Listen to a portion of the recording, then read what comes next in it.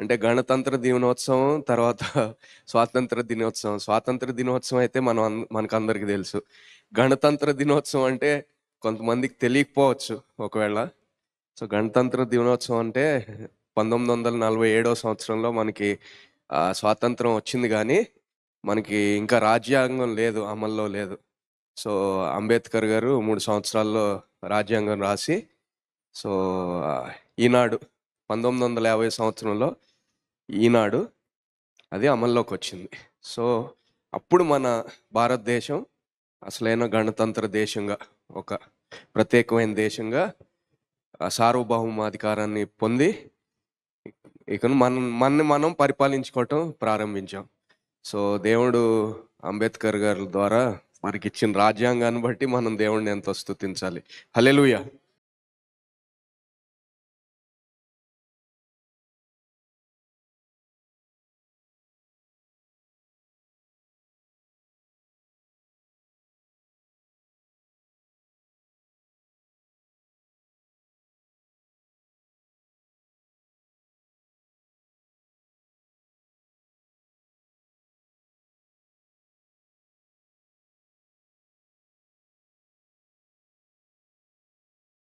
So, 119 కీర్తన, 169 వచనం నుండి 176 వచనం వరకు. ఈ 8 వచనాలు తవ్ అనే హీబ్రూ అక్షరంతోటి స్టార్ట్ అవుతాయి. అంటే తవ్ అంటే చివరి అక్షరం హీబ్రూ భాషలో. ఇప్పుడు మనం చూస్తాం గదా! యేసుప్రభు వారు ఏమంటారు? నేనే అల్ఫాయు, ఒమేగాయును నేనే. ఆల్ఫా ఆల్ఫా అంటే గ్రీక్ భాషలో మొదటి అక్షరం. ఒమేగా అంటే గ్రీక్ భాషలో చివరి అక్షరం. హీబ్రూ భాషలో అలెఫ్ అనేది మొదటి అక్షరం. తవ్ ఇప్పుడు మనం ఈ తవ్ తోటి రాయబడిన ఈ 8 వచనాలు చదువుతున్నాం. ఈ తవ్ అనేది చివరి అక్షరం. సో, అంటే ఆయన ఆల్ఫా, ఒమేగా అని ఎందుకన్నారంటే క్రొత్త నిబంధన గ్రంథం అంతా గ్రీక్ భాషలో రాయబడింది అసలు. కాబట్టి గ్రీక్ భాషలో ఆల్ఫా, ఒమేగా. సో, అంటే మొదటి వాడును, కడపటి వాడను. సో, ఈ కీర్తనలో 119 కీర్తనలో కూడా మనం చూస్తే ప్రతి భాగంలోనూ, ప్రతి 8 వచనాల భాగంలోనూ యేసుప్రభు వారే. స్టార్టింగు ఆయనే, ఎండింగు ఆయనే. ఎండింగ్ అంటే ఎ ఎండ్ అయిపోయిందని గాదు.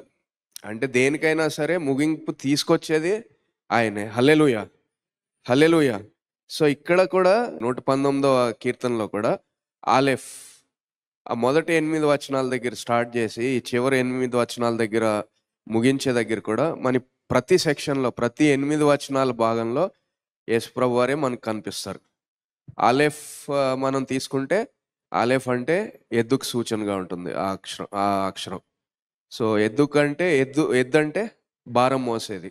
యేసుప్రభు వారు మన పాప భారం మోయటానికి లోకంలోకొచ్చారు.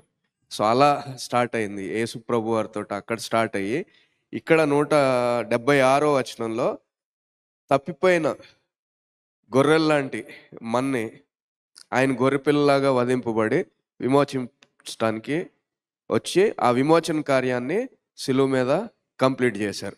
సంపూర్తి చేస్తారు. సమాప్తం చేశారు.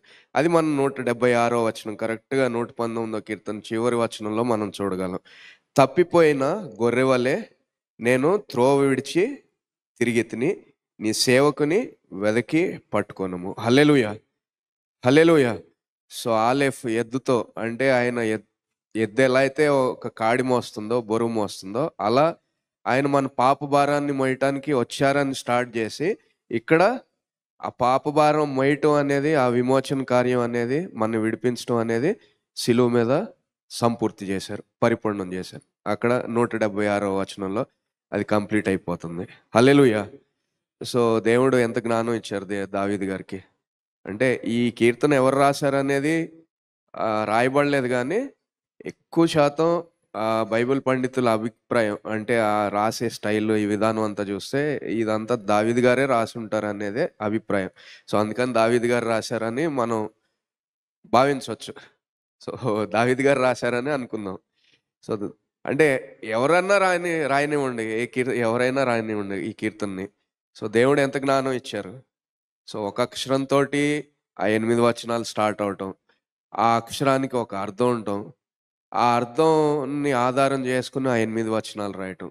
అలా ఇట్లా 22 సెట్లు 8 వచనాలుగా రాయటం అనేది మానవ తెలివితేటలకి అసలు సాధ్యం అనేదే కాదు. ఆయన జ్ఞానం, దేవుని జ్ఞానాన్ని శోధించుట అసాధ్యం.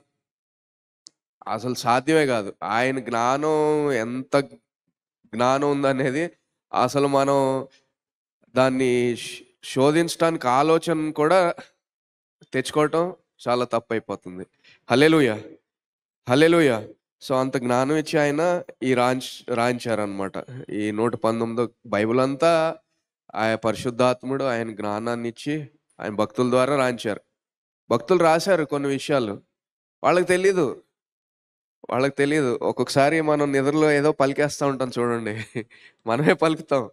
కానీ పలికామని మనకు తెలీదు. సో, అంటే జస్ట్ అర్థం అవ్వటానికి. అట్లా వాళ్ళే భక్తులే రాశారు. స్పృహలో ఉండి రాశారు. కానీ పరిశుద్ధాత్ముడు దేవుడు రాయించాడు వాళ్ళకి ఆలోచననిచ్చి. సో, కొన్ని కొన్ని విషయాలు వాళ్ళకి తెలియకపోయినా, అర్థం గాకపోయినా అయి రాశారనమాట.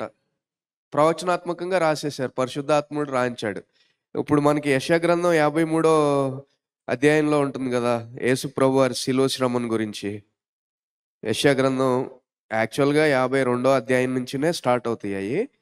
అయితే 53 అధ్యాయం మరి ప్రత్యేకంగా ఆయన శ్రమల గురించి రాయబడి ఉంటుంది. సో, ఇదైనా యెషయా ప్రవక్త ఆయనేమి యేసు ప్రభువారి శిలువ మరణాన్ని గురించిన యేసు ప్రభువారు పడిన శ్రమలు గాని, అవన్నీ ఆయనేం చూడలేదు. చాలా వందల సంవత్సరాల ముందు రాశారు. కానీ రాశారు. అంటే దాదాపు కళ్ళకు కట్టినట్టు రాశారు. సో, అట్లాగే 22వ కీర్తన. ఇదైతే భౌతికంగా యేసు ప్రభువారు భౌతికంగా అంటే ఫిజికల్ పెయిన్ గురించి, అంటే భౌతికంగా ఆయన పొందిన బాధ గురించి, దాని గురించి రాశారు. 22వ కీర్తనలో అయితే దావీదు గారు అంటే యేసు ప్రభువారు శిలువలో ఆయన పొందిన శ్రమలప్పుడు ఈవెన్ ఆధ్యాత్మికంగా అంటే స్పిరిచ్యువల్ కోణంలో కూడా, అంటే హెవెన్లీ రెల్మ్స్ అంటాం గదా! ఎఫెసీ పత్రిక 6వ అధ్యాయం 10వ వచనం మనం చదువుకుంటాం గదా! మనం పోరాడినది శరీరులతో కాదు గానీ ప్రధానులతోనూ, అధికారులతోనూ, ప్రస్తుత అంధకార సంబంధమైన లోకనాథులతోనూ, ఆకాశ మండలమందున్న దురాత్మ సమూహాలు. వాటి గురించి దావీదు గారు రాశారు 22వ కీర్తనలో. సామ్ 22 దాదాపు 1000 సంవత్సరాల ముందు. అంటే పోనీ భౌతికమైన శ్రమలు అంటే ఫిజికల్ పెయిన్, ఫిజికల్ సఫరింగ్ పోనీ ఒక లెవెల్ అనుకోవచ్చు. ఆధ్యాత్మిక కోణంలో కూడా ఆయన రాశారు. 22వ కీర్తన 20వ వచనంలో, కుక్కల బలం నుండి నా ప్రాణమును తప్పింపుము. సింహపు నోట నుండి నన్ను రక్షింపుము. గురుపోతుల కొమ్ములలో నుండి నన్ను రక్షించి నాకు ఉత్తరం ఇచ్చి ఉన్నావు. అంటే కుక్కల బలం నుండి అంటే అక్కడ కుక్కలున్నాయా? ఆయన సిలువ వేసినప్పుడు అక్కడ కుక్కలున్నాయా? లేకపోతే సింహాలున్నాయా? అంటే దురాత్మ సమూహాలుని ఆయన కుక్కలతో వాటితో పోలుస్తున్నారు. ఇప్పుడు సాతాను ఉన్నాడంటే సాతాన్ని పేతురు గారు ఏమంటారు? వాడు గర్జించు సింహం వలె తిరుగుతున్నాడు అంటారు. సాతాన్ని పోలుస్తాడు. సింహం గర్జించినట్టుగా వాడు తిరుగుతున్నాడు. సో, సాతాను సమూహాలు, దురాత్మ సమూహాలు, ఆకాశం అందున్న దురాత్మ సమూహాల గురించి ఇక్కడ దావీదు గారు రాస్తున్నారు 22వ కీర్తనలో. ఇప్పుడు చదువుకున్న ఈ 2 వచనాలు 20, 21 వచనం. అట్లాగే మనం ఇంకొక చాట కూడా రాస్తారు ఆయన. 12వ వచనం వర్స్ 12 22వ కీర్తన 12వ వచనం. వృషభములు అనేకములు నన్ను చుట్టుకొని ఉన్నవి. బాషాను దేశపు బలమైన వృషభములు నన్ను ఆవరించి ఉన్నవి. చీల్చుచును గర్జించుచునుండు సింహం వలె వారు నోళ్ళు తెరుచుచున్నారు. అంటే దురాత్మ సమూహాల గురించి చెప్తున్నారు దావీదు గారు. దాదాపు 1000 సంవత్సరాల ముందు, యేసు ప్రభువుని సిలువ వేయక ముందు. సో, వాళ్ళకి తెలీదు.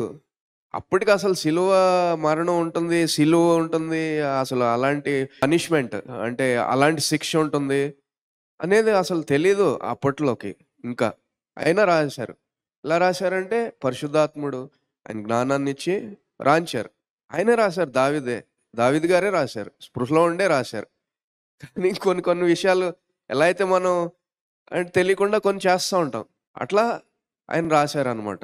సో ఈ 119వ కీర్తన కూడా అలాగే పరిశుద్ధాత్ముడు రాయించాడనమాట. ప్రతిదీ యేసు ప్రభు వారి గురించే. మనం ఇంతకుముందు 8 వచనాలు చూసుకున్నా, దాని ముందు 8 వచనాలు చూసుకున్నా, అంటే ఆయన ఒక రాజుగా ఉన్నాడు. రాజులకి రాజుగా ఉన్నాడు. ఎప్పుడు పరిపాలించే రాజుగా ఉన్నాడు. ఎక్కడ 89వ వచనంలో అనుకుంటా కదా.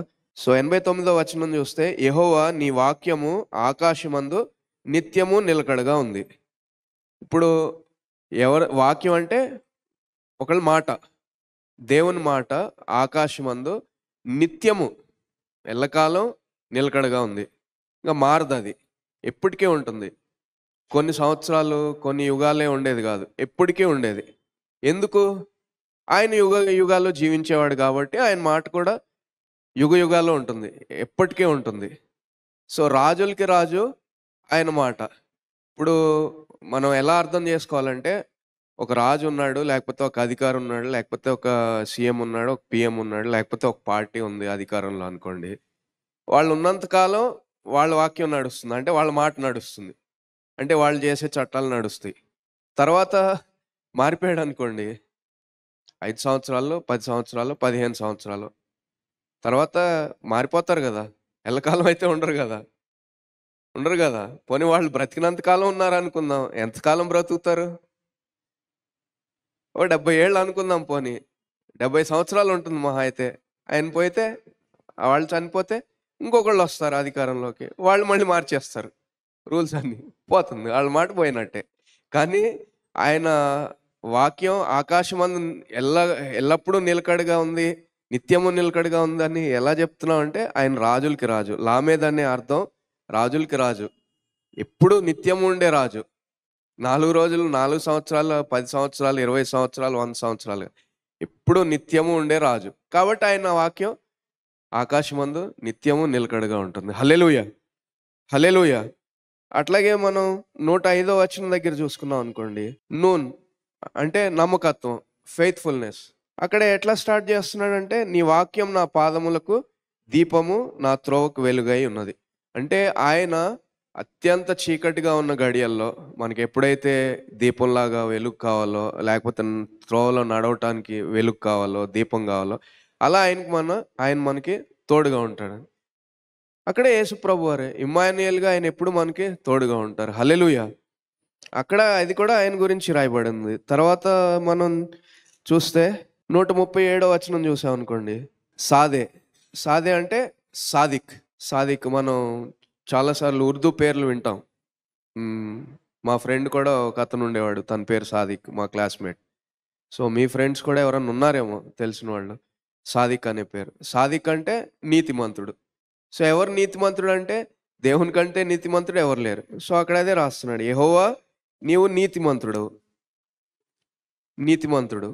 సాదిక్ అంటేనే నీతిమంతుడు, యెహోవా నీవు నీతిమంతుడు అని స్టార్ట్ చేస్తున్నాడు. తర్వాత నాయకుడు, రేష్ 153వ వచనం. రేష్ అంటే నాయకుడు. సో ఆయన నీతిమంతుడైన నాయకుడు. సో అలా ఆయన గురించే వర్ణిస్తున్నాడు అంతా. 119వ కీర్తన అంతా యేసు ప్రభు వారి గురించే. హల్లెలూయా, హల్లెలూయా. సో ఇక్కడ 169వ వచనం, ఇప్పుడు మనం చివరి ఘట్టంలో తవ్ అనే అక్షరంతో స్టార్ట్ అవుతుంది. తవ్ అంటే అర్థం ఏంటి? లేకపోతే దాన్ని రాస్తారు కదా అక్షరం. ఇప్పుడు ఆ అంటే ఇట్లా రాస్తాం, అహా అంటే ఇట్లా రాసి 2 సున్నాలు పెడతాం. సో అట్లా తవ్ అంటే ఎలా రాస్తారు? తవ్ అంటే అర్థం ఏంటి? తవ్కి ఒక అర్థం ఉంది, దాన్ని ఎలా రాస్తారు? తవ్ అంటే అర్థం ముద్ర, మార్క్.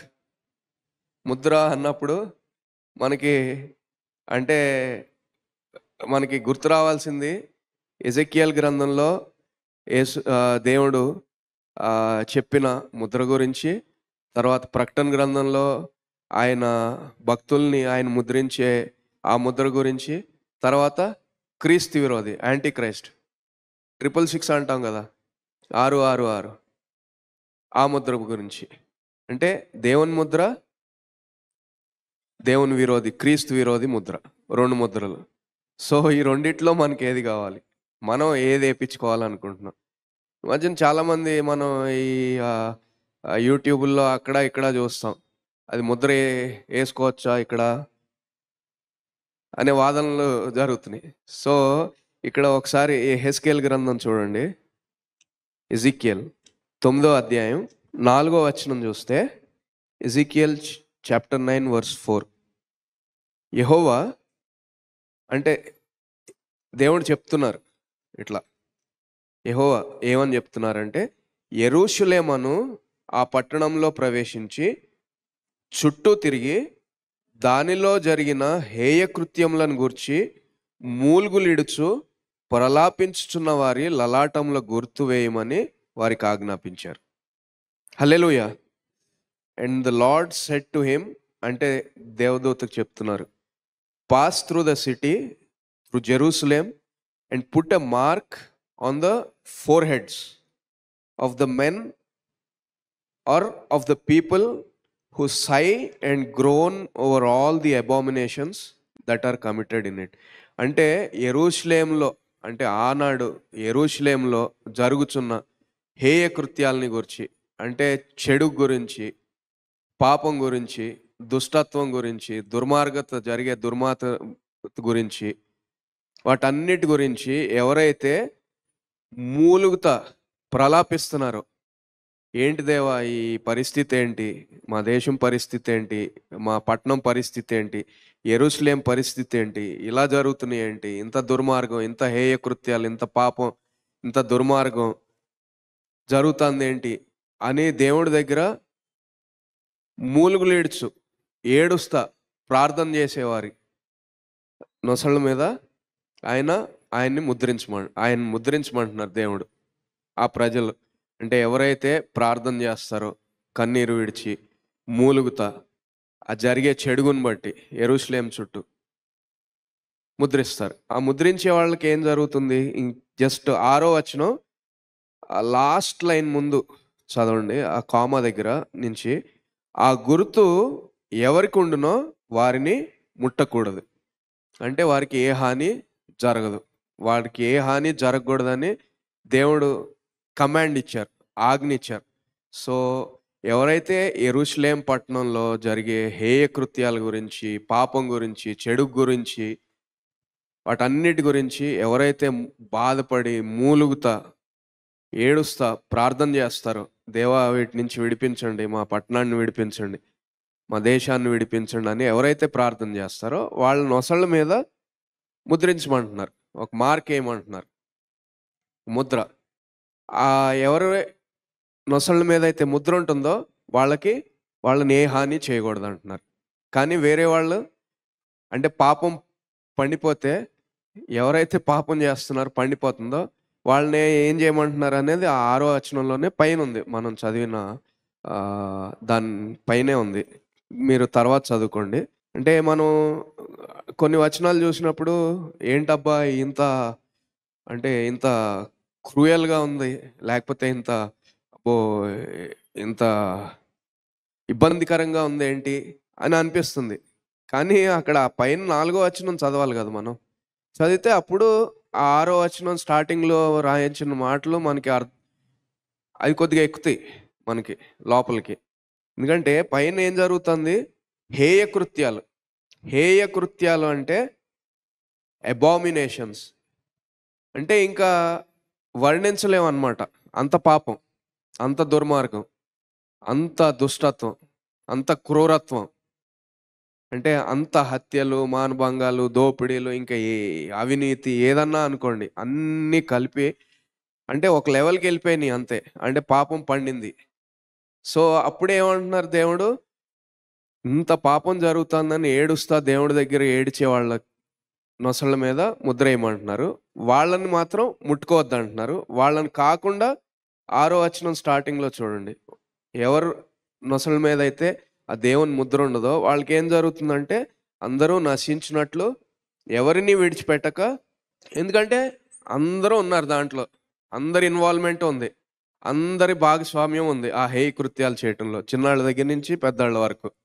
సో ఏదో చిన్నాళ్ళు అంటే చిన్నాళ్ళని ఎందుకబ్బా, పెద్దాళ్ళని ఎందుకబ్బా అనే భావన కలగవచ్చు మనకి. సింపుల్ కామన్ సెన్స్, ఇంగిత జ్ఞానం అంటాం కదా, కామన్ సెన్స్ అంటాం కదా, ఇంగిత జ్ఞానం అది. అంటే అందరి ఇన్వాల్వ్‌మెంట్ ఉంది. అందరి భాగస్వామ్యం ఉంది. పిల్లల దగ్గర నుంచి వృద్ధుల వరకు. సో, అందుకనే అంటున్నారు. సో, మనం అక్కడికి ఎందుకెళ్ళామంటే, ఈ మార్క్ లేకపోతే ముద్ర గురించి ఎందుకెళ్ళామంటే, ఈ తౌ అనే పదానికి 119వ కీర్తన 169వ వచనం నుంచి 176 వచనాలు ఈ తౌ అనే అక్షరంతోటి రాయబడింది కాబట్టి, తౌ అంటే ముద్ర. సో, ముద్ర అన్నప్పుడు ఏ ముద్ర కావాలి మనకి? మరి యేసుకుందామా ఇక్కడ? అంటే కొంతమంది వాదనలు పెట్టుకుంటున్నారు గదా! వాదిస్తున్నారు గదా! పెట్టుకుంటే ఏమవుతుంది అని వాదిస్తున్నారు. మరి ఇక నువ్వు అంటే ఆహ్, ఎవరి దీన్ని ఎవరి ఆలోచనను వాళ్ళని బట్టి ఇంక మరి వాళ్ళే చేయాలి. అయితే దేవుని వాక్యం అయితే ఇది చెప్తుంది. తర్వాత మనం ఇంకా చూస్తే ప్రకటన గ్రంథంలో 13వ అధ్యాయంలోనేమో అక్కడ క్రీస్తు విరోధి ముద్ర ఏయించుకుంటారు. అంటే దేవుని రాకడ వస్తుంది గదా! యేసు ప్రభువారు మధ్యాకాశంలోకొస్తారు. ఆయన సంఘం ఎత్తబడుతుంది. సంఘం అంటే ఎవరెవరైతే యేసు ప్రభు రక్తంలో కడగబడ్డారో. అంటే చర్చ్‌కెళ్తున్నారని గాదు. పేరు క్రిస్టియన్స్ అని గాదు. ఒట్టి క్రిస్టియన్స్ అంటే క్రైస్తవులు లేకపోతే చర్చ్‌కి వెళ్ళేవాళ్ళు, ఏదో ఒక సంఘానికి చెందిన వాళ్ళు ఎళ్ళరు. అట్లా అయితే ఎళ్ళరు. సంఘానికెళ్ళాలి, మందిరానికెళ్ళాలి. అదుంది గానీ, యేసు ప్రభు రక్తంలో కడగబడి నిజంగా యథార్థంగా జీవిస్తేనే ఆయనొచ్చినప్పుడు ఎత్తబడతాం సంఘంగా. సో, ఆయన మధ్యాకాశంలోకి వచ్చినప్పుడు సంఘం ఎత్తబడినప్పుడు ఇక్కడ క్రీస్తు విరోధి ఇకను పాగేస్తాడు. పాగేసి వాడి పరిపాలన స్టార్ట్ చేస్తాడు. సో, వాడి టైంలో జరిగే విషయం గురించి ఇక్కడ రాస్తున్నారు. 13వ అధ్యాయం 16వ వచనం, 17వ వచనం. ప్రకటన గ్రంథం 13వ అధ్యాయం 16, 17 వచనాలు. కాగా కొద్దివారు గాని, గొప్పవారు గాని, ధనికులు గాని, దరిద్రులు గాని, స్వతంత్రులు గాని, దాసులు గాని అందరును తమ కుడి చేతి మీదనైనను తమ నొసటి యందైనను ముద్ర వేయించుకొనున్నట్టును ఆ ముద్ర అనగా ఆ మృగము అంటే క్రీస్తు విరోధి. ఆ మృగం పేరు అంటే క్రీస్తు విరోధి పేరైనను దాని పేరిట సంఖ్య అయినను గలవాడు తప్ప క్రయ విక్రయములు అంటే అమ్మటం, కొనుక్కోవటం, క్రయ విక్రయములు చేయుటకు మరి ఎవనికిని అధికారం లేకుండానట్లు అది వారిని బలవంతం చేయుచున్నది. అంటే క్రీస్తు విరోధిని ఒక క్రూర మృగంతో పోల్చారు అక్కడ ప్రకటన గ్రంథంలో, అలా రాయించారు దేవుడు. సో, వాడి ముద్రని ఇక్కడ కానీ వేయించుకోకపోతే ఇంకా అమ్మటానికి, కొనటానికి వీల్లేదు. అంటే తిండి తిప్పలు కూడా ఉండవు. ఇది మీకు ఒకటి జ్ఞాపకం రావాలి. ఇది చదివినప్పుడు ఒక 4 సంవత్సరాల క్రితం, 3 సంవత్సరాల క్రితం జరిగిన విషయం జ్ఞాపకం రావాలి. అప్పుడు ఏం జరిగింది? ఫ్లైట్ ఎక్కాలన్నా, ట్రైన్ ఎక్కాలన్నా, బస్ ఎక్కాలన్నా ముద్ర ఉండాలి కదా! అప్పుడే అంత ఇబ్బంది పడితే యేసు ప్రభు రాకడలో మనం ఎత్తబడకపోతే గనుక దాని తర్వాత ఇక తినటానికి కూడా గతి ఉండదు ఆ ముద్ర లేకపోతే. సో, జస్ట్ ఆలోచించండి. అంటే అప్పుడు వేయించుకునేది ఎక్కడి నుంచి వస్తుందో ఆలోచించండి. ఒక ట్రైలర్ అంటాం కదా! ఆ ట్రైలర్ లాంటిదనమాట అది. సో, ఇక్కడ క్రీస్తు విరోధి ముద్ర. ఇది కూడా మళ్ళీ ఇక్కడ లేకపోతే ఇక్కడ. అయితే దేవుడు కూడా ముద్రిస్తారు ఆయన భక్తుల్ని. ఇక్కడ ప్రకటన గ్రంథంలోని 7వ అధ్యాయం 4వ వచనం. ఈ దూత మేము మా దేవుని దాసులను వారి నొసళ్ళ యందు ముద్రించు వరకు భూమికైనను, సముద్రమునకైనను, చెట్లకైనను హాని చేయవద్దని బిగ్గరగా చెప్పాను. అంటే మేము మా దేవుని దాసులను వారి నొసళ్ళ యందు ముద్రించు వరకు. అంటే మనం దేవుని దాసులమా లేకపోతే ఇంకా ఏదన్నా దాసులమా? ఇప్పుడు ఒకళ్ళకే మనం నమ్మకత్వం చూపించాలి కదా! మనం దేవుని దాసులమా లేకపోతే ఇంకొకళ్ళకి దాసులమా ఉండాలి. సో, దేవుని దాసులు అయితే ఆయన ముద్ర కోసం మనం వేచి చూడాలి. ఆయన ముద్ర ఉండాలి. దేవుని దాసులం కాదు ఇంకా దేనికైనా వేరే వాటికి దాసులం అంటే మరి అన్నీ ఏయో ఒకటి మరి పెట్టుకోవాలి. అంటే వాక్యం స్ట్రెయిట్‌గా చెప్తాను సింపుల్‌గా. దీంట్లో పెద్ద వాదనలు, లాజిక్‌లు అంటే పెద్ద పెద్ద బైబిల్ స్టడీలు లేకపోతే థియాలజీలు అంటే వాక్య జ్ఞానం ఏం కూడా అవసరం లేదు నిజంగా చెప్పాలంటే. ఇదే చెప్తాంది. అంటే ఏసుకోకూడదు అని చెప్తాంది. అంటే మీరు దేవుని దాసులైతే గనక, నిజంగా యేసుక్రీస్తు బిడ్డలైతే గనక అది ఒక ప్రత్యేకత. అది లేకపోవటమే మీకు ప్రత్యేకత. అదే ఒక ముద్ర యాక్చువల్‌గా. లేదా ఇంకెవరికన్నా మేము దాసులమా అంటే వాళ్ళ ముద్ర. సో, అక్కడ సింపుల్‌గా చెప్తున్నాడు. ఇంకా ప్రకటన గ్రంథం 22వ అధ్యాయం 4వ వచనంలో, రెవల్యూషన్ చాప్టర్ 22 వర్స్ 4, పరలోకంలో జరిగే విషయం. ఆయన దాసులు ఆయనను సేవించుచు ఆయన ముఖదర్శనం చేయుచుందురు. ఆయన నామము వారి నొసళ్ళ యందు ఉండును. హల్లెలూయా! హల్లెలూయా! సో, ఆయన నామం మన నొసళ్ళ మీద ఉండాలి. అంటే ఏమి లేకపోవటమే ఒక విధంగా ఆయన నామం మనం ధరించుకున్నట్టు. అదే గదా ప్రత్యేకత. అలాగే గదా మన్ని ప్రపంచం కూడా గుర్తించేది అలాగే గదా! అంతే గదా! అది లేకపోతే ఏం అడుగుతారు? మీరు క్రైస్తవులా అని అడుగుతారు. అదే పెద్ద ముద్ర అసలు. అలా కాకుండా మరి ఇంకా వేరే ఏమన్నా అంటే దేవుని సేవకులమా? లేకపోతే ఇంకా వేరే వాటికేమన్నా సేవకులం అయితే ఇంకా ఇది పెట్టుకోవచ్చు. ఏయన్నా తాళ్ళు కట్టుకోవచ్చు. అక్కడ తాళ్ళు కట్టుకోవచ్చు. కాళ్ళకి తాళ్ళు కట్టుకోవచ్చు. ఏ ఒక్క కడియాలు పెట్టుకోవచ్చు. ఇంకేయన్నా పెట్టుకోవచ్చు. ఎక్కడ రాసుందంటే మరి పెట్టుకోవచ్చని రాసుందా ఎక్కడన్నా? పెట్టుకోకూడదని రాసి లేకపోతే పెట్టుకోవచ్చని ఏమన్నా రాసుందా మరి? లేదు గదా! Simple logic. మామూలుగా ఆలోచించినా ఏదైనా కట్టుకున్నాం అనుకోండి, బ్లడ్ సర్క్యులేషన్ సరిగ్గా ఉండదు. లోకరీతిగా అయినా సింపుల్ లాజిక్. వేరే వేరే అన్నీ తర్వాత సంగతి. ఏమన్నా కట్టుకున్నాం అనుకోండి ఇక్కడ, రక్త ప్రసరణ సరిగ్గా ఉండదు. ఎక్కడైనా సరే ఏదన్నా కట్టుకుంటే రక్త ఇప్పుడు పాము కాటేసిందనుకోండి, కాలుకి కాటేస్తే కొద్దిగా ఒక 2 ఇంచుల పైన గట్టిగా కట్టేస్తారు. ఎందుకు కట్టేస్తారు? ఆ విషపూరితమైన రక్తం ఎళ్ళకుండా ఆగిపోవాలి. అక్కడే ఆగిపోవాలి. కిందే ఉండిపోవాలి. అందుకని కడతారు. అంతే గదా! బ్లడ్ సర్క్యులేషన్ ఆగిపోవాలి. రక్త ప్రసరణ ఆగిపోవాలి. అప్పుడు కొరికి విషపూరితమైన రక్తాన్ని లాగేస్తారు అక్కడి నుంచి. సింపుల్. సో, మనం దేవుని దాసులం అయితే గనక ఈ నొసళ్ళ మీద, అక్కడ ఈ చేతుల మీద, అక్కడ, ఇక్కడ ఇవన్నీ ఉండకూడదు. ఎక్కడైతే అవసరం లేదో అక్కడేమో సంప్రదాయాలు పాటిస్తాం. ఎక్కడైతే అవసరం అంటే ఏ అయితే పాటించాలో అయి పాటించం. మన సంప్రదాయం ప్రకారం ఏంటి? మందిరానికెళ్తే చెప్పులు బయట విడిచేస్తాం. అంతే గదా! చెప్పులు వదిలేస్తాం బయట. అసలు ఇంట్లోనే హాల్లోకైనా చెప్పులేసుకొని ఎళ్తామా? బయటికేసుకెళ్ళి వచ్చిన చెప్పులు హాల్లోకైనా యేసుకొని ఎళ్తామా మనం ఇంట్లో అయినా? ఇప్పుడు మన సంప్రదాయం ప్రకారం మందిరానికెళ్తే, గుడికెళ్తే చెప్పులు బయట వదిలేయాలి. మళ్ళీ అయి పాటిచ్చరు. అక్కడికొచ్చేటప్పటికి మాత్రం నేను చెప్పులేసుకునే కూర్చుంటా. తర్వాత మన సంప్రదాయం ప్రకారం మందిరానికెళ్ళినప్పుడు చక్కగా కింద కూర్చుంటారు. అంతే గదా! కింద కూర్చుంటారు గదా! మన సంప్రదాయం ప్రకారం కుర్చీల్లో కూర్చునే అలవాటుందా? అంటే మందిరంలో, గుడిలోకెళ్ళి కుర్చీలో కూర్చొని భక్తి చేయరు గదా! కింద కూర్చొని చేస్తారు. అలాంటి మంచియి మాత్రం వద్దు మళ్ళీ. అవసరం లేనియేమో కావాలి. ముహూర్తాలు గావాలి, వాస్తులు గావాలి, మంచి టైము 3 ముళ్ళు గావాలి. 3 ముళ్ళు. 3 పేటల తాడు తొందరగా తెగదా అంటే 3 పేటలంటే ఇప్పుడు ఒక తాడుంది. సన్న తాడుంది. దానికి ఇంకొక తాడు కలిపాం. ఇంకో తాడు కలిపాం. 3 సన్న తాళ్ళు కలిపి ఊరిలో వ్యవసాయం చేసేవాళ్ళకి తెలుసు.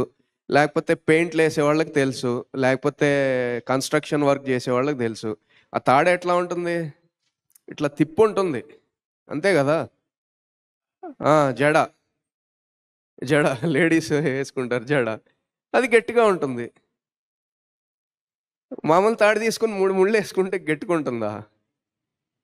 ఆలోచన చేయండి. ఆ పద్ధతులు మాత్రం పావు.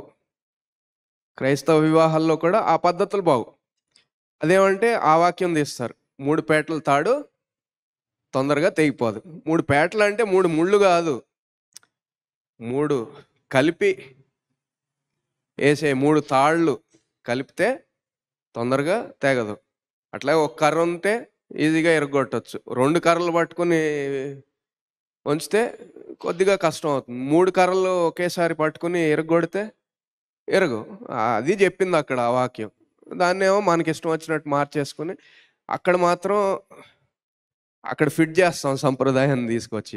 ఎక్కడైతే మందిరానికెళ్ళి అంటే ఇప్పుడు కింద కూర్చోలేకపోతే అది వేరే విషయం. వృద్ధులు వేరే విషయం, కింద కూర్చోలేరు. కొంతమందికి కొద్దిగా కాళ్ళ ప్రాబ్లమో, నడుము ప్రాబ్లమ్ ఏదో ఉంటుంది. కొంతమందికి తక్కువ వయసాళ్ళున్నా గాని. అలాంటి వాళ్ళ కోసం చైర్స్ ఏసేది. కుర్చీలేసేది. కానీ అక్కడికొచ్చేటప్పటికి మాత్రం ఇది గావాలి. చైర్స్ గావాలి. లేకపోతే చెప్పులేసుకొని ఉండాలి. అక్కడికెళ్ళేటప్పటికి మాత్రం ముహూర్తం చూడాలి. చక్కగా మంచి రోజు చూడాలి. మంచి టైం చూడాలి. వాస్తు చూడాలి. 3 ముళ్ళు చూడాలి. ఇంకేమన్నా అయితే అక్షింతలు కూడా ఎయ్యాలి. అక్కడేమో సంప్రదాయం గావాలి. ఇక్కడేమో వద్దు. అంటే ఈ ఈ ఈ ఈ డిస్కషన్‌కి దీనికి మనకి ఎందుకెళ్ళామంటే తౌ అనే అక్షరం అర్థం ఏంటి? ముద్ర. సో, ఏ ముద్ర మనకు కావాలి? అంటే మనం దేవుని సేవకులమైతే ఆయన ముద్ర గావాలి. ఆయన ముద్ర గావాలంటే ఇంకేం ఉండకూడదు. అదే ఒక విధంగా ఈ లోకంలో ఉన్నప్పుడు ఆయన ముద్ర మనకి. లేదు ఇంకెవరన్నా సేవిద్దాం అనుకుంటే అటన్నా ఉండాలి. అంతేగాని నేను ఇటు లోబడుతున్నాను, అటు లోబడుతున్నానంటే అది అసలు వర్కౌటే గాదు. హల్లెలూయా! సో, తావ్ అంటే ముద్ర. అయితే దాని అర్థం తావుని 2 అక్షరాలతో, హీబ్రూ అక్షరాలతో రాస్తారు. ఒకటేమో ముద్రని 2 హీబ్రూ అక్షరాలతోటి రాస్తారు. ఒక అక్షరం ఏమో తావ్, ఇంకొక అక్షరం ఏమో వావ్. వావ్ అంటే మనం ఒకవేళ ఎవరైనా నోట్ చేసుకునుంటే అప్పుడు వావ్ ఆ సెక్షన్ మనం ధ్యానించుకున్నప్పుడు ఎవరన్నా రాసుకునుంటే గనక దాని అర్థం ఏంటంటే, అంటే అది చూడటానికి ఎలా ఉంటుందంటే ఒక మేకులాగా ఉంటుంది. నెయిల్. అంటే మేకులాగా ఉంటుంది. తావ్ అంటేనేమో చూడటానికి అంటే రాతలో ఒరిజినల్ అసలైన హీబ్రూలో క్రాస్, సిలువలాగా ఉంటుంది. తావ్ తీసుకొచ్చి ఎక్కడ ముగిస్తున్నారో చూడండి భక్తుడు. హల్లెలూయా! అంటే సిలువ మీద ముగిస్తున్నాడనమాట. అంటే యేసుక్రీస్తు వారు ఆలెఫ్ ఒక ఎద్దు ఎట్లా అయితే బరువు మోస్తుందో, యేసుక్రీస్తు వారు పాపభారం మోయటానికి వచ్చారు అనే ఒక దీంతోటి స్టార్ట్ చేసి తావ్ యేసుక్రీస్తు వారు సిలువ మీద మేకులతో కొట్టబడ్డారు. సిలువ యాగం దగ్గర తీసుకొచ్చి కంప్లీట్ చేస్తున్నారు ఈ కీర్తనని. హల్లెలూయా! 176 వచనంలో అదే చెప్తున్నారు. తప్పిపోయిన గొర్రె వలె నేను త్రోవ విడిచి తిరిగెత్తిని. నీ సేవకుని వెదికి పట్టుకోండి. అంటే పాపం నుంచి ఆయన ఎలా వెదికి పట్టుకున్నారంటే సిలువ మీద ఆయన మేకులతో కొట్టించుకొని మన్ని ఈ పాపం నుంచి వెదికి పట్టుకున్నారు. హల్లెలూయా! హల్లెలూయా! సో, తావ్ అనే దాంట్లో అది అర్థం అనమాట. ఒక విధంగా చెప్పాలంటే ఒక సైకిల్ ముగిసింది. ఒక క్రొత్త సైకిల్ అంటే ఒక క్రొత్త ఇది మొదలవుతుంది. సో, యేసు ప్రభువారొచ్చి సిలువ మీద ఆయన ఆ కార్యం సంపూర్తి చేశారు. అక్కడ ఒక సైకిల్ ముగిసిందనుకుందాం. అక్కడి నుంచి ఆయన రక్షణ కార్యం జరిగింది. అక్కడి నుంచి ఆయన రక్షణ కార్యం కొనసాగుతా ఉంది. తర్వాత ఇంకొక విధంగా చూసుకుంటే ఆదికాండంలో ఆయన భూమి ఆకాశాలని సృష్టించారు. ప్రకటన గ్రంథంలో ఆ సైకిల్ ముగిస్తుంది.